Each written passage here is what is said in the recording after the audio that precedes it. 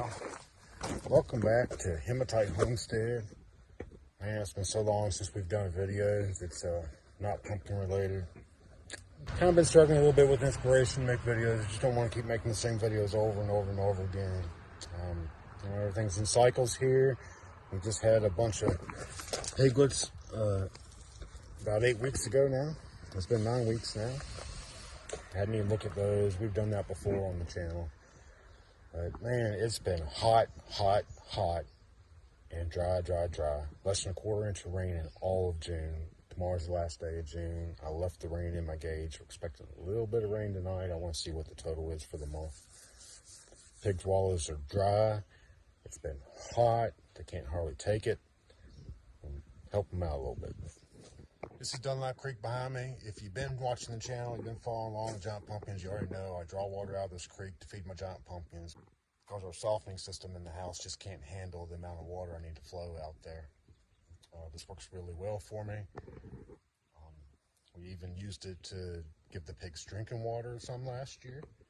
Right now I'm going to fill up these totes and get some water up there to put in their wallows. I just do electric. I got electric sump pump down here in the creek. There's a rock strategically placed in there. I set it on top of that rock because when the pump starts, it'll stir up a little bit, and on top of that rock keeps it from pulling in all that dirt and mud and sand. Which is not a game breaker, especially for this load. It's going to go on wallows anyway. That's not going to hurt anything, but I try and keep it out of my totes because it builds up, causes problems in my sprinkler systems and stuff. This is not ours. Our neighbor is nice enough to let us come down here and do this every year. And it's been a huge blessing for us because we go through a lot of water in the summertime with the gardens, giant pumpkin patch, and the pigs. This is my setup. Sometimes I have a third tote on here, but I usually just use the two. It takes me about 23 minutes to do a load. It's roughly 550 gallons. That tank over there holds a little bit more. This one holds 275. That one's actually a 300 gallon tank. It doesn't look like it, but it is. And so I get roughly 550 gallons. It takes me about 23 minutes. It's about 11 minutes per tote. And hook up my pump to a generator. This proved to be way easier for me than trying to haul a gas pump down here all the time. All right, so last year I used a 1-inch rubber hose, and it was a pain to haul it back in and out. We did buy this hose last year, but never used it. You can buy this hose on Amazon. This is 1 inch. It's actually a fire hose. This is used in the forest firefighting industry, and it comes with a nozzle. Usually, if you're shopping for this on Amazon, make sure you buy the one that has the adapter. The adapter's down there on the pump, because this is not pipe thread. This is fire hose thread, and it will not fit pipe thread. So there's an adapter down there on the pump that screws into the pump, and then this screws into that.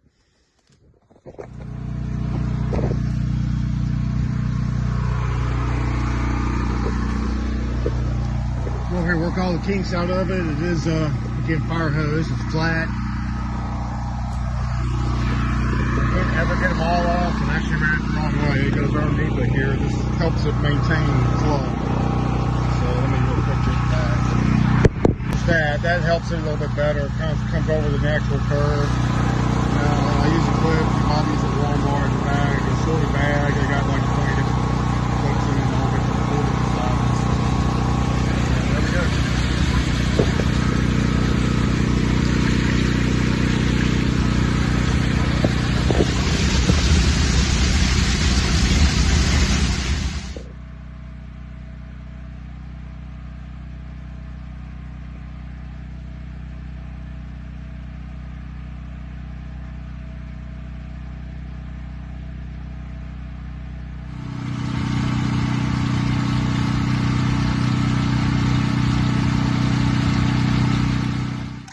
This is the fitting I was telling you needed. If you get these on Amazon or wherever you buy them from, make sure you get this because it's pretty well useless without it. You can also buy these on Amazon. So this is 1-inch pipe thread and 1-inch, I think it's called NF, National Fire Hose maybe. But the fire hose won't go on pipe thread. It'll go on there, but you won't get a good seal. I also bought a 1.5 inch pipe thread to 1.5 inch fire hose, thinking I was going to increase my capacity, because this pump will do 2 inches. But what I found is 1 inch is the sweet spot on this pump. 2 inches, I just can't get the kinks out of it. The total head of the pump won't pump enough pressure up the short bank here to keep the hose full and keep it from kinking. So it was just too much trouble. I was trying to shorten my time, but I'm really, the 23 minutes, can't beat that. Usually when I'm pumping water for the pumpkins, I leave all this stuff down here. Pump the hose and my extension cord run out. Because I'm doing about 4 loads a day. And I'm doing pumpkin water, and that lasts me 4 or 5 days. I got quite a bit of storage over there for the pumpkin water. But I'm full up on pumpkin water today. This is going to mainly go in the boys' wallow, and whatever's left over, I'll top off my pumpkin water with it. I won't have to come down here again until today's Saturday, maybe Thursday. Thursday will be a full load to run back and forth. Takes me longer to get it out up there than it takes me to get it in down here, because the sump pump that I use up there, I drop in these totes. That's why this hole's cut in here. Because the sump pumps don't fit in this hole. They do fit in that hole back there, so I didn't have to do any modifications to it. The valves are mostly broke and stuck closed on these things, and that's fine, because I just need them to hold water. So when I get up there to the pumpkins, I drop the sump pump down in here, a different sump pump that doesn't flow near the amount of water that this one does, and fill up the storage up there. You can kind of see it maybe. Storage tank's right around in there. I can store about 1,600 gallons of water up there.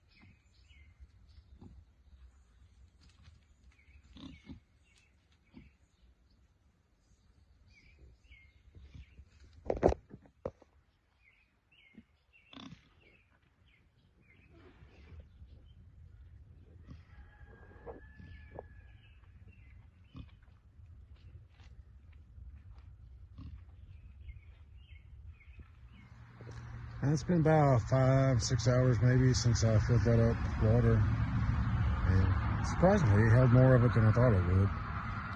We did get a tiny bit of rain, but it didn't really amount to much. You see the ground's still bone dry, so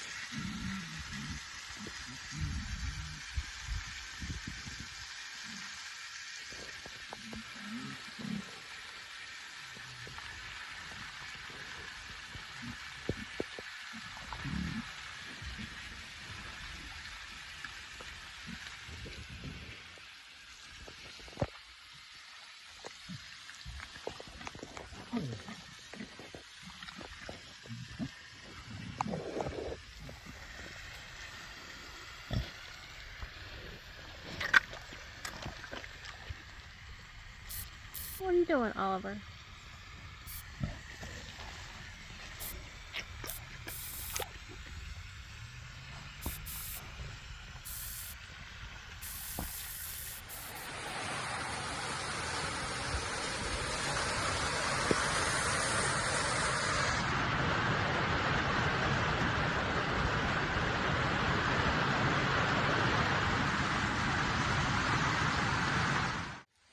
Well, a nice welcome rainstorm right after we got done putting about 125 gallons of water in this.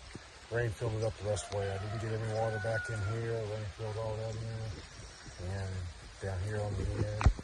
So that's how we keep Kunekune pigs cooled off in hot, dry conditions. This is the first rain we've had, first measurable rain we've had in over a month, since May. And I got a rain gauge over here by my pumpkin patch, and this rain so far is still coming down a little bit. It's already twice what we got all of June. So, all right, we're gonna move on to the next job.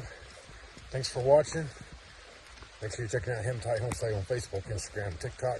We'll see you next time.